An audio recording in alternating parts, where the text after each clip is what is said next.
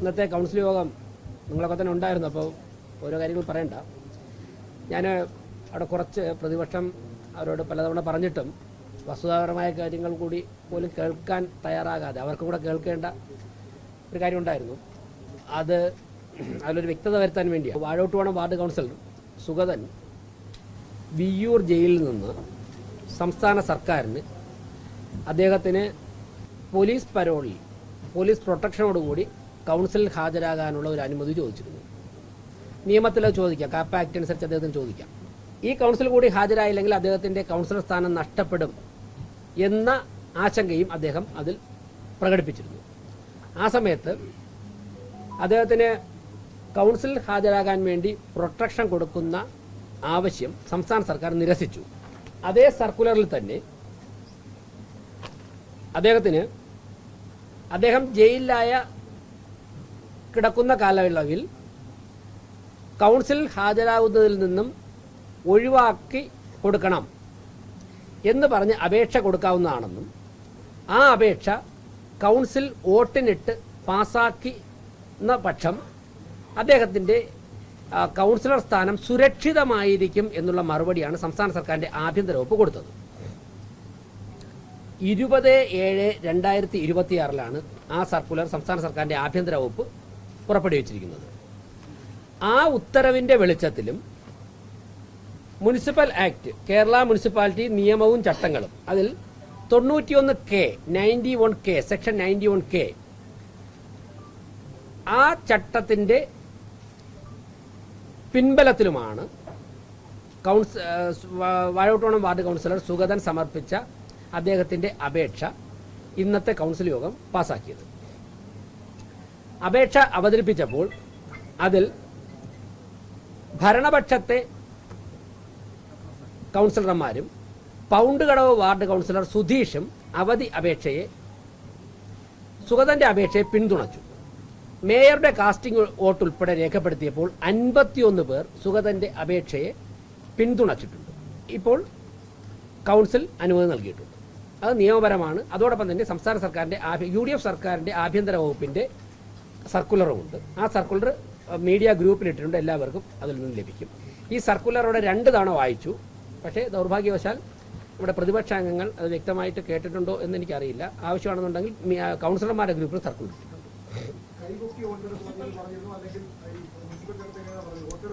Municipal ചട്ടത്തിൽ എങ്ങനെ വേണമെന്ന് പറഞ്ഞിട്ടില്ല. മേയറുടെ ഡിസ്ക്രിപ്ഷനാണ്.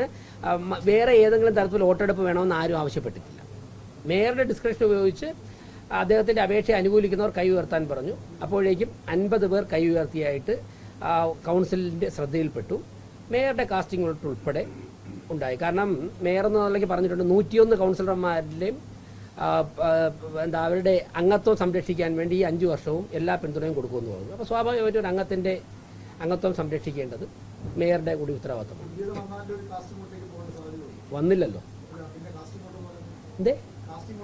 അല്ല, മേയറുടെ വോട്ട് കൂടി രേഖപ്പെടുത്തി ഉൾപ്പെടെ മേയർ കൂടി വോട്ട് രേഖപ്പെടുത്തി.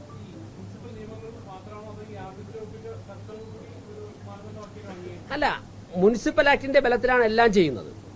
സംസ്ഥാന സർക്കാരിന്റെ സർക്കുലർ അതിനൊരു പിൻബലമായിട്ടുണ്ട്. കാര്യം ഗവൺമെന്റ് തന്നെയാണ് പറഞ്ഞിരിക്കുന്നത്, നിങ്ങൾ ഇങ്ങനെ ഒരു അപേക്ഷ കൊടുത്താൽ താങ്കളുടെ കൗൺസിലർ സ്ഥാനം സുരക്ഷിതമായിരിക്കുന്നു എന്നാണ് ലാസ്റ്റ് ലൈൻ. സുരക്ഷിതമായിരിക്കുന്നു, താങ്കൾ അയോഗ്യനാകപ്പെടുകയില്ല. അപ്പോൾ പിന്നെ സംസ്ഥാന സർക്കാർ സർക്കുലറാണ്. അദ്ദേഹത്തിനടുത്ത് മറുപടിയായിട്ട് എടുക്കാം. ഒരു സർക്കുലറാണ്, അദ്ദേഹത്തിന് കൊടുത്ത മറുപടിയാണ്. മറുപടിയിൽ പറഞ്ഞിട്ടുള്ളത് ഇങ്ങനെയാണ്. അദ്ദേഹത്തിന് ഈ കേസിൽ ജയിലിൽ നിന്ന് പുറത്തിറങ്ങുന്നതുവരെയോ അല്ലെങ്കിൽ 6 മാസത്തേക്കോ അദ്ദേഹത്തിന് ഹാജരാവാൻ സാധിക്കില്ല. അതിനുള്ള അനുവാദം നൽകണം എന്നുള്ളത്. എന്തേ? അത് അദ്ദേഹം എഴുതി വിയ്യൂർ ജയിൽ സൂപ്രണ്ടിന് കൊടുക്കുകയും വിയ്യൂർ ജയിൽ സൂപ്രണ്ട് പ്രോപ്പർ ചാനലിലൂടെ ജയിലിലെ രജിസ്റ്ററിൽ രേഖപ്പെടുത്തി തിരുവനന്തപുരം കോർപ്പറേഷനിൽ തപാലിൽ അയച്ചു. തിരുവനന്തപുരം കോർപ്പറേഷൻ അതിനെ തപാലിൽ രേഖപ്പെടുത്തി സ്വീകരിച്ചാണ് മേയർക്ക് ഇന്ന് കൈമാറിയത്. അതോടൊപ്പം തന്നെ അദ്ദേഹത്തിന് ലഭിച്ച വിയ്യൂർ ജയിലിൽ ലഭിച്ച കത്തും ഇവിടെ എത്തിച്ചിട്ടുണ്ട്.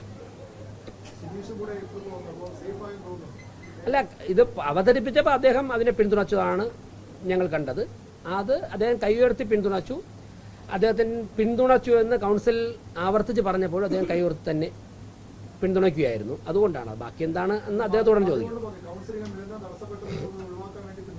അത് അദ്ദേഹത്തിന് എൻ്റെ അഭിപ്രായം അദ്ദേഹം തന്നെയാണ് പറയുന്നത്. മേയർ എന്നുള്ള നിലയ്ക്ക് ഡയസിൽ ഇരുന്നപ്പോഴേക്കും അദ്ദേഹം സുഗതന്റെ അപേക്ഷ പിന്തുണയ്ക്കുന്നതായിട്ട് കൈയുയർത്താൻ കൈയുയർത്തി. അത് കണ്ടിട്ടാണ് അതുകൂടെ എണ്ണിക്കൂട്ടിയത്.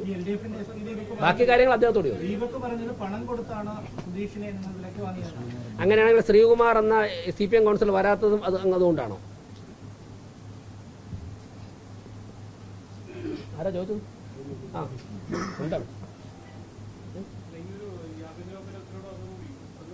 മാത്രമല്ല, ഞാൻ ചോദിക്കട്ടെ, ഒരു സ്വതന്ത്രനായിട്ട് ജയിച്ച ഒരു കൗൺസിലർ അദ്ദേഹത്തെ അങ്ങനെയൊക്കെ വഴങ്ങുന്ന ആളാണെന്ന് അങ്ങനെ പറയുന്നത് ദീപകിന് എന്താ സംഭവിച്ചത്? മുമ്പൊന്നും ഈ പ്രശ്നമില്ലായിരുന്നു ദീപകിന്. ഇങ്ങനെ കുറച്ചുകൂടെ ഒരാളിനെ അദ്ദേഹം ഇങ്ങനെ വാങ്ങിക്കൊണ്ടൊക്കെ മാറുമെന്ന് അധിക്ഷേപിക്കുന്നത് ശരിയാണ്?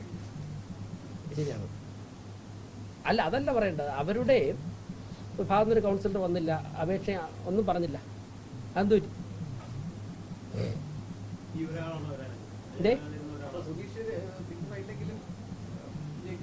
അല്ല, അതിനെക്കുറിച്ച് നോക്കിയിട്ടില്ല. നോക്കിയപ്പോൾ അവിടെ കൈ ഉയർത്തിയവരുടെ എണ്ണിയപ്പോഴേക്കും 50 പേര് കൈ ഉയർത്തിയിരിക്കുന്നു. ആ, അതും എല്ലാം വളരെ നമ്മൾ കുറെ കാലം കൊണ്ട് പൊതുപ്രവർത്തനം നടത്തുന്നുണ്ട്. ഇതൊക്കെ പെട്ടെന്ന് നമുക്ക് ചെയ്യാൻ പറ്റും. അല്ല, വ്യത്യസ്ത അഭിപ്രായം ആരുണ്ടെങ്കിൽ നമുക്ക് ഇല്ലല്ലോ. എന്ത് അത് ഭരണത്തിന് വേറെ തടസ്സവും സ്തംഭനമൊന്നും ഉണ്ടാകാൻ പാടില്ല. അതുകൊണ്ട് വളരെ പെട്ടെന്ന് അല്ല, അങ്ങനെയുള്ള കമൻ്റൊന്നും പറയുന്നില്ല. അങ്ങനെയൊന്നും പരിശോധിച്ചിട്ടുമില്ല. പിന്നെ സ്വാഭാവികമായിട്ട് ജയിച്ചു വരുന്ന, ഞാൻ ചോദിക്കട്ടെ നിങ്ങളുടെ, ഇത് ഇപ്പോൾ പറയാൻ ഉദ്ദേശിച്ച വിഷയത്തിന് പുറത്ത് തിരുവനന്തപുരം കോർപ്പറേഷൻ രൂപം കൊണ്ടതിന് ശേഷം ഇന്ന് വരെയെങ്കിലും ഏതെങ്കിലും ഒരു അംഗത്തിന് വരാൻ അസൗകര്യം ഉണ്ടെന്ന് പറയുമ്പോഴേക്കും മേയർ അത് പറയുമ്പോൾ ഇന്ന് വരെ ഈ കോർപ്പറേഷൻ്റെ ചരിത്രത്തിൽ അംഗങ്ങൾ എഴുന്നേറ്റ് എതിർത്തിട്ടുണ്ടോ?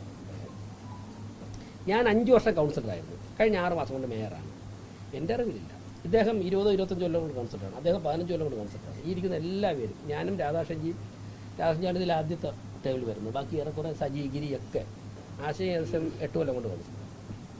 ഇന്ന് വരെ തിരുവനന്തപുരം കോർപ്പറേഷൻ്റെ ചരിത്രത്തിൽ ജയിച്ചു വന്ന ഒരാളിന് വ്യക്തിപരമായ അസൗകര്യം കൊണ്ട് വരില്ല എന്ന് പറയുമ്പോൾ അല്ല, അയാൾ വരാതെന്നാൽ എന്താ അതിന് അനുവദിക്കാൻ ഒക്കില്ല ഇന്ന് ആരും പറഞ്ഞിട്ടില്ല. ആ കീഴ്വഴക്കത്തിന് LDF തുടക്കം കുറിച്ചിരിക്കും.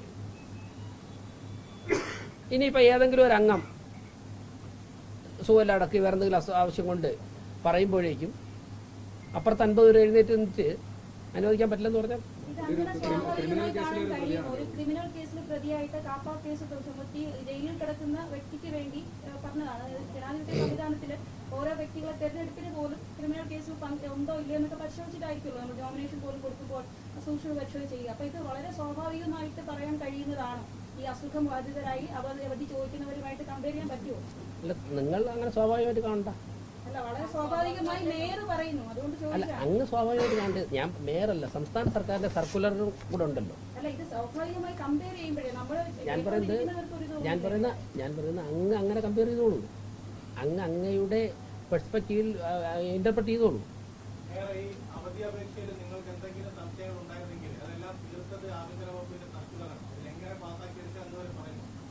ഇതേ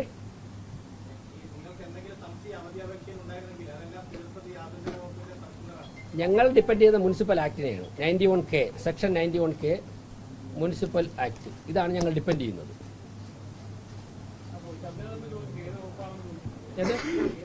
അപ്പം അദ്ദേഹം ഒന്ന് വായിക്കാതെ തന്നെ ഇവിടെ 91K അദ്ദേഹത്തിന് പറഞ്ഞു 91K എന്ന് ഞാൻ പറഞ്ഞു. ബുക്ക് 2 കൊടുത്തിട്ടുണ്ട്, എല്ലാ കൗൺസിലർമാരും കൊടുത്തു. ഓക്കെ.